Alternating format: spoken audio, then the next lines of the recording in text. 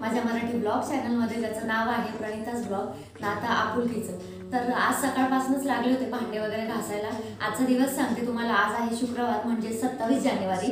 तर आज शुक्रवार असल्यामुळे दारात रांगोळी काढणं तर गरजेचं आहे. पण सकाळी आज लवकर उठून ना भांडी वगैरे घासायला लागले होते. कारण त्या दिवशी बघा मी तुम्हाला सांगितलं होतं पीठ सांडलं होतं माझ्याकडनं. तर ते सगळं भांड्यांना ते लागलेलं होतं पीठ, त्याच्यामुळे मी सगळी भांडी घासून घेतली आणि तुम्हाला बॅक कॅमेराने दाखवतेच. पण तत्पूर्वी आपण रांगोळी काढून घेऊया.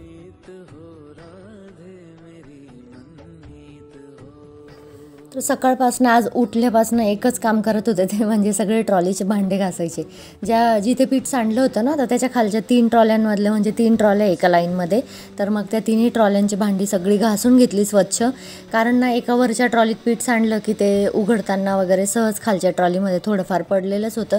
आणि भांड्यांवर कसं असतं ना, आपण उपवासाला वगैरे भांडी वापरतो ती, तर मग उगीचंच उपवास मोडण्यापेक्षा म्हटलं चला ती भांडी आणायचे, असं सांडलंच आहे पीठ. तर बहुतेक त्या भांड्यांचं म्हणणं होतं की मला आता घासा साफ करा मला.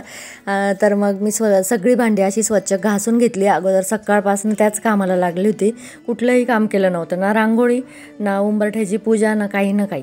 सकाळपासून फक्त भांडी घासत होते. कारण की ना सगळे उठल्यानंतर त्यांची वेगळीच एक धावपळ असते. याचं पूर्ण करा, याला चहा करून द्या, त्याला दूध गरम करून द्या, याचा नाश्ता द्या. त्याच्यापेक्षा नाश्ता तर कोणी करत नाही, पण टिफिन वगैरे असतात. त्याच्यामुळे मग म्हटलं सगळे झोपलेले आहेत तोपर्यंत भांडी घासून घेऊ आपण. मग मी सगळी भांडी घासून घेतली आणि हॉलमध्येच पालथी मारली. कारण ना तिकडे बेडरूममध्ये गाद्या वगैरे टाकलेल्या असतात, तर मग एवढी जागा नसते आणि खुडखुड खाडखाड आपलं सकाळी सकाळी करण्यापेक्षा मग हॉलमध्येच सगळी भांडी पालथी मारून घेतली, खाली एक सतरंजी वगैरे टाकून असं. आणि मग त्यानंतर आपल्या नित्य नियमाच्या जे कामं असतात, झाड पूस वगैरे सगळं ह्या कामांना लागायला मोकळं. कारण ही कामं तर सुटत नाही, पण मग कसं असतं ना, आता हळदी कुंकू वगैरे करायचं जर असलं तर अगोदर अशी पण भांडी घासावीच लागणार. तर म्हटलं चला आपलं ते एक टेन्शन पण कमी होईल. मग राहिलेल्या बाकीच्या 6 ट्रॉल्यांचं घासता येतं नंतर ना. मग त्या 3 ट्रॉल्यांचं आता स्वच्छ करून घेतलं सगळं. आणि मग त्यानंतर मात्र सगळं गोमित्र टाकून हे बाहेरचं सगळं पुसून घेतलं स्वच्छ. उंबरठा वगैरे या पायऱ्या पण मी पुसून घेते, कारण की आपल्या दरवाजातच पायरी येते, त्याच्यामुळे मग एक पायरी खालची 1-2 पायऱ्या अशा पुसून घेते मी. आणि त्यानंतर मात्र उंबरठ्याची पूजा करून घेतली. उंबरठ्याची पूजा करण्याचं महत्त्वाचं कारण तुम्हाला मी या अगोदर पण सांगितलेलं आहे. नित्यनियमाने ही उंबरठ्याची पूजा ही केलीच पाहिजे. कारण की बघा आपण जे करतो ना, तर मग मुलं पण बघतात नकळत. तर त्याच्यामुळे मला हा चांगला अनुभव आला आहे मायरामुळे. कारण एखाद्या दिवशी ती येऊपर्यंत जर रांगोळी वगैरे, म्हणजे ती घरी आली आणि रांगोळी वगैरे नसली, ती लगेच म्हणते काकी आज रांगोळी नाही काढली. त्याच्यामुळे ना एवढं एक गोष्ट लक्षात येते की मुलांचं एवढं खूप ऑब्झर्वेशन असतं की मोठी माणसं काय काय करतात, काय नाही करत.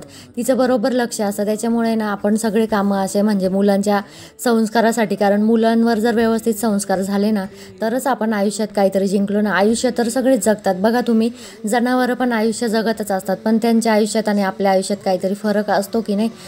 कारण बघा देवाने आपल्याला हातपाय दिले, बुद्धी दिली आणि त्या बुद्धीला चालना पण दिलेली आहे ज्याच्या त्याच्या गतीने. तर मग त्यामुळे आपण आपल्या कुवतीनुसार, आपल्या पद्धतीनुसार हे सगळं केलं पाहिजे. जसे आपल्याला घडवायची आहे पुढची पिढी. जनावरांना तसं नाही ना, जनावरांना कुठे पुढची पिढी घडवायची असते ना. हे तर फक्त कला माणसांमध्येच आहे की ती पुढची पिढी घडवू शकते, जग प्रगत करू शकते, किंवा अजून काही बऱ्याच गोष्टी. आज तुम्ही जर बघितलं तर बघा, आपण साध्या टेलिफोनपासनं, लँडलाईनपासनं तर आज मोबाईलपर्यंत आलो आहे. हे का आलो आहे? तर कारण की आपण पुढची पिढी घडवली, काही माणसांनी पुढची पिढी घडवू शकले. त्याच्यामुळे देश आपला प्रगत होत गेला आणि तो देश जसा जसा प्रगत होतो तसं तसं आपल्याच देशाची प्रगती होते आणि नकळत आपली पण प्रगती होते. त्याच्यामुळे ना आपण हे सगळं केलं पाहिजे. नकळत मुलं याचं सगळ्याचं ऑब्झर्वेशन करतात आणि ते पुढे घडत असतात. त्याच्यामुळे तर असो, आता इथे माझी सगळी अशी छान रांगोळी काढून झाली. आज शुक्रवार आहे, त्याच्यामुळे घरात पण खूप सारी कामं होती, पण म्हटलं चला अगोदर रांगोळी काढून घेऊ. आणि आजची रांगोळी तुम्ही बघू शकता. मला एखाद्या दिवशी ना खूप छान कलर भरायला सुचतं आणि एखाद्या दिवशी काय कलर भरू तेच लक्षात येत नाही पटपट. तर आज रांगोळीचे कलर पण खूप सुंदर असे भरले गेले. आणि इकडे बघू शकता तुम्ही, सगळी भांडी अशी घासून पालथी मारून ठेवली, अगदी ट्रॉली सहित सगळं पालथं मारून ठेवलं. कारण आज गावात पण जायचं आहे, तर म्हटलं चला गावातून येऊपर्यंत ही भांडी छान वाळून राहतील, मस्त कोरडी होतील. त्यानंतर मी आले गावात. आणि गावात कशासाठी आले तर ना, सारखं झाडूचं लक्षात येतं घरी, पण ना गावात गेल्यावर विसरून जात होते. आज म्हटलं साक्षीला आणायला गेलो की अगोदर सगळ्यात आधी झाडू घेऊ आणि मग नंतर साक्षीला घेऊ. तर साक्षीला कॉलेजवरनं घेतलं आणि त्यानंतर बघा मला संध्याकाळच्या पूजेसाठी फुलं पण घ्यायची होती. मग तसंच मी झाडू पण घेतले. तर त्या काकांनी मला 2-3 प्रकारचे झाडू दाखवले होते. त्याच्यातलं मी एक सिलेक्ट केला, झाडू घेतला आणि अक्षरशः सांगते गावात इतकं सुंदर वातावरण होतं, घरी येण्याची इच्छाच होत नव्हती. न जास्त ऊन न जास्त थंडी, इतकं सुंदर वातावरण होतं. आणि जागोजागी मस्त हे लाडूचं सामान विकणारे बसलेले होते. काही जण अजून थंडीचे लाडू करतायत आणि इकडे मसाल्याचं सामान होतं. तर काही जण मिरची मसाल्याच्या पण तयारीला लागलेले आहेत. तर आता गावातून जाऊन आले आणि गावातून येऊपर्यंत इकडे बघू शकता तुम्ही सगळे भांडे मस्तपैकी सुकले.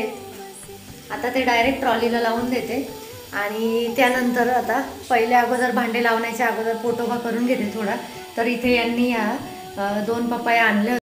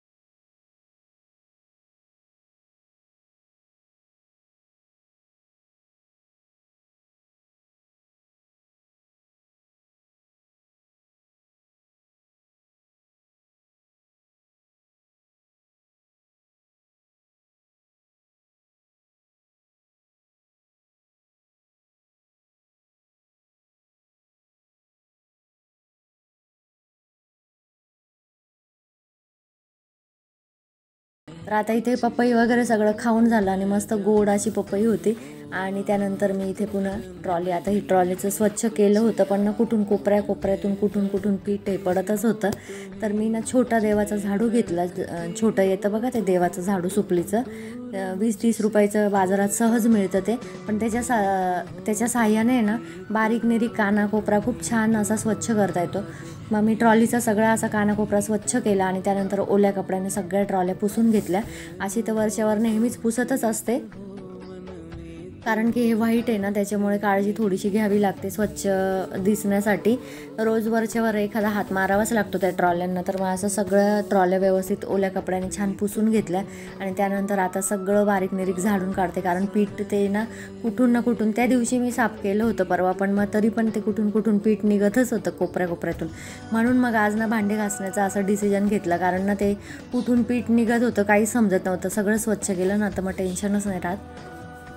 मग असं काना कोपरा सगळं मी असं स्वच्छ झाडून घेतलं आणि त्यानंतर मग ते झाडल्यानंतर कसं होतं थोडंसं बरं वाटतं. मग झाडून झाल्यानंतर भांडी लावते सगळे, कारण हे खाली कच पायाला ते पीठ लागत होतं. म्हटलं चला पहिल्यांदा झाडून घेऊ आणि त्याच्यानंतर फरशी वगैरे पुसायची होती. पण सगळी भांडी आता मी ट्रॉलीला लावल्याच्या नंतर फरशी पुसणार आहे, कारण हे आवरलं ना एकदा तर मग थोडंसं बरं वाटतं.